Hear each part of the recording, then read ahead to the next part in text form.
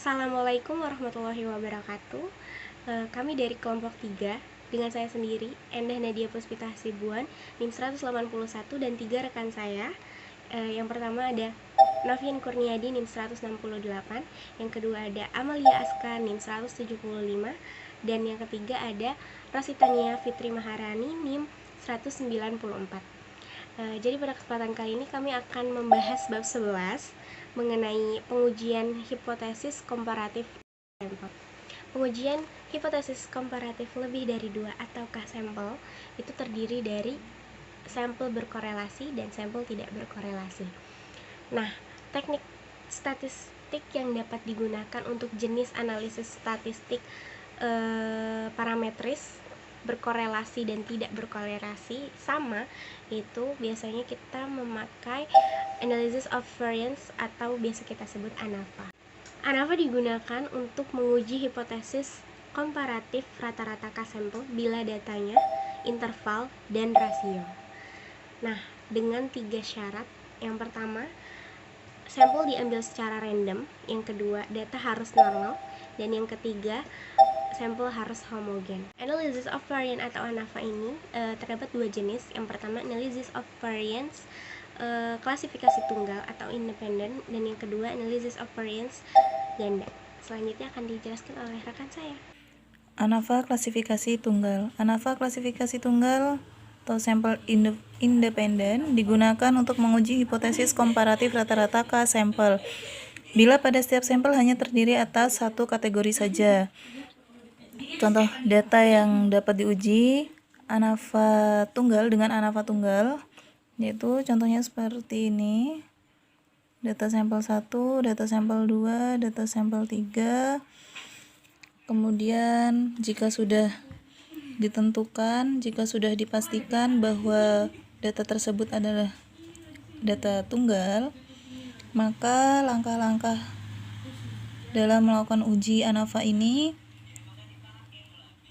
yaitu yang pertama, menghitung jumlah kuadrat total dengan rumus jika total sama dengan sigma X total kuadrat min sigma X total kuadrat per N. Selanjutnya yaitu adapun N itu sendiri jumlah seluruh anggota sampel. Kemudian untuk menghitung jumlah kuadrat antar kelompok, yaitu JK antara sebagai berikut. Nah, untuk N1, N2, dan seterusnya, yaitu N banyaknya anggota pada masing-masing sampel. Untuk N yang besar, yaitu jumlah keseluruhan anggota sampel.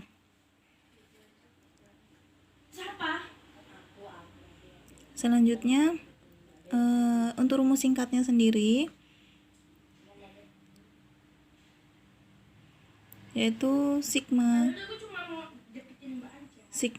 X K kuadrat per NK min sigma X total kuadrat per N.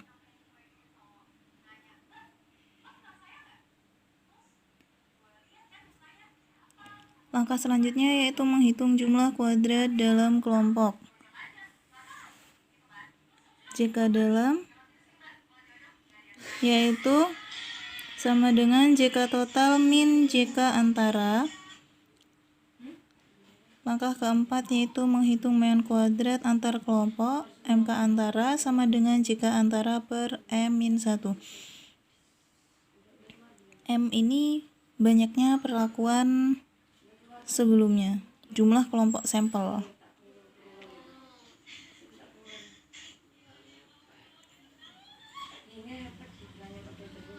Jumlah kelompok sampel. Selanjutnya menghitung mean kuadrat dalam kelompok. MK dalam sama dengan JK dalam per N min M. Jadi jumlah seluruh anggota sampel dikurang jumlah kelompok sampel.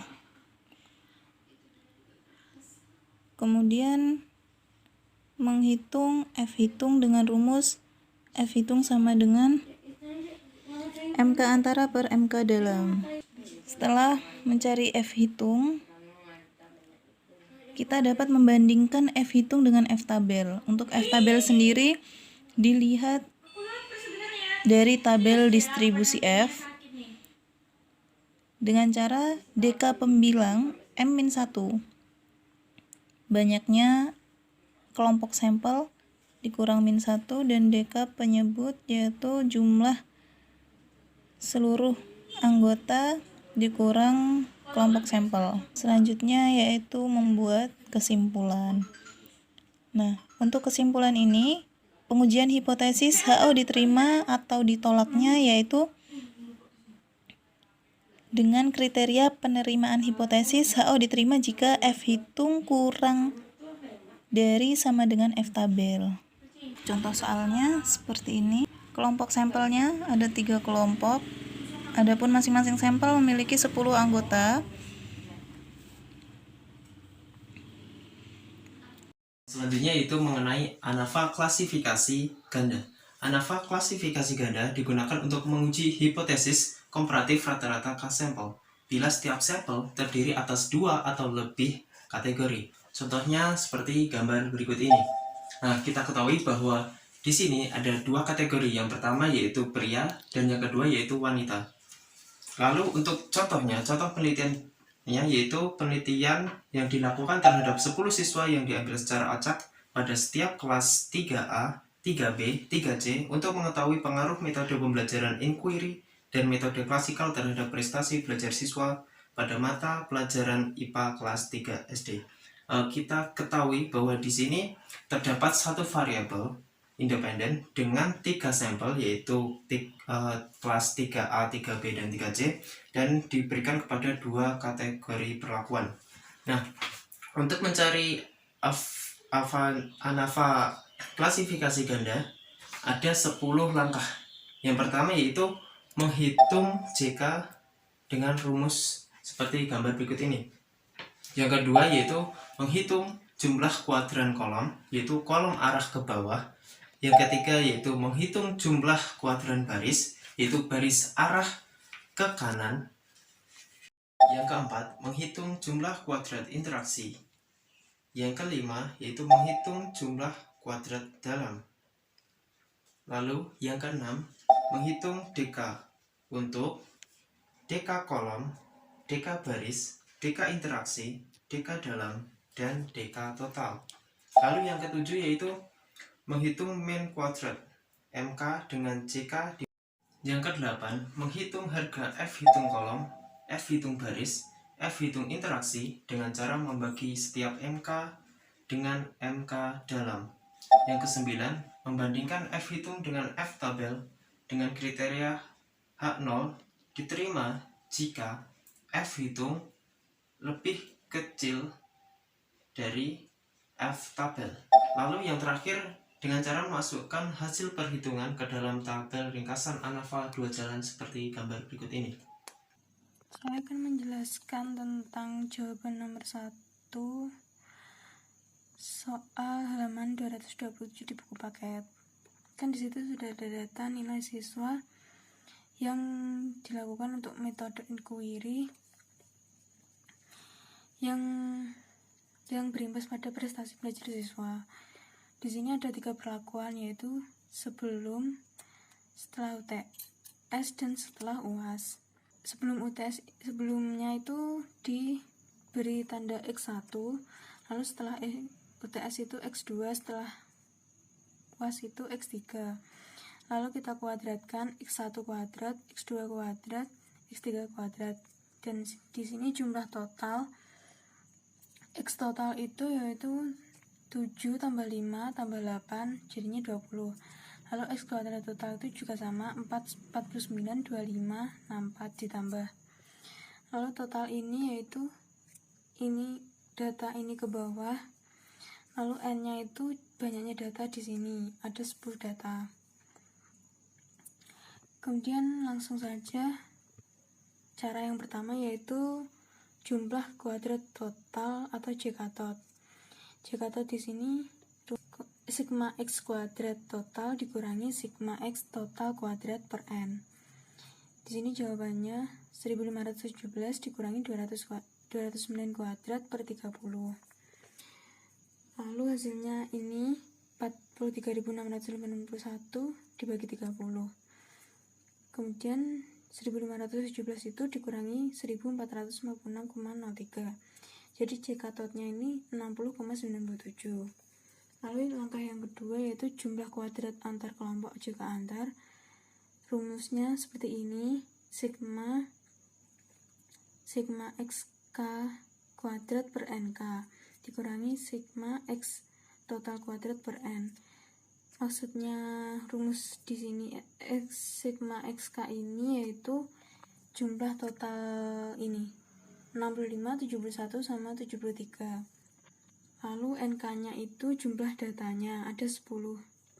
Kemudian nanti dibagi, hasilnya ini 422,5 ditambah ini tambah ini dikurangi 1456,03. Jika antarnya yaitu 3,47. Lalu yang ketiga yaitu langkah yang ketiga jumlah kuadrat dalam kelompok. Jika dalamnya JK total dikurangi JK antar.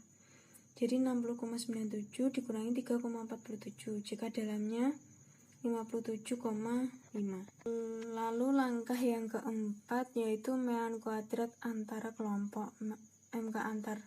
Rumusnya JK antara dikurangi M dibagi M dikurangi 1. 3,47 tadi dikurangi M-nya di sini tuh bentuk perlakuannya yang sebelum, setelah UTS sama setelah UAS. Jadi 3 kurangi 1 sama dengan 1,735. Lalu langkah yang kelima mean kuadrat dalam kelompok MK dalam. MK dalamnya ini rumusnya JK dalam per N besar dikurangi M. Jika dalamnya tadi kan 57,5. N besarnya ini seluruh data yang ada. Jadi tadi 10 kali 3 kan berarti 30. 30 kurangi 3 yaitu 5,75 dikurangi 27, hasilnya 2,129. Lalu yang keenam menghitung F hitungnya itu MK antara dibagi MK dalam. Jadi tadi hasilnya itu dibagi MK dalam, hasilnya 0,814. Lalu langkah yang ketujuh itu membandingkan F hitung dengan F tabel. DK pembilangnya itu rumusnya M dikurangi 1, 3 kurangi 1 berarti 2, DK penyebutnya ada 27. Jadi F tabel 2 dan 27 itu dengan alfa 5%, 3,35, sedangkan alfa 1% nya itu 5,49. Lalu langkah yang terakhir yang ke-8, membuat kesimpulan pengujian hipotesis. HO diterima jika F hitung kurang dari F tabel. F hitung tadi kan 0,18. Berarti kurang dari F tabel 3,35 maupun 5,49. Jadi dengan demikian maka hipotesis diterima dan HA ditolak. Jadi tidak ada perbedaan yang signifikan penggunaan metode inquiry terhadap prestasi siswa dalam mata pelajaran IPS kelas 5 SD. Atau dengan kata lain, metode inquiry tidak mampu meningkatkan prestasi siswa secara signifikan dalam mata pelajaran IPS kelas 5 SD. Di sini saya menggunakan rumus ANAVA klasifikasi tunggal. Sekian presentasi dari kelompok kami, kurang lebihnya mohon maaf. Wassalamualaikum warahmatullahi wabarakatuh.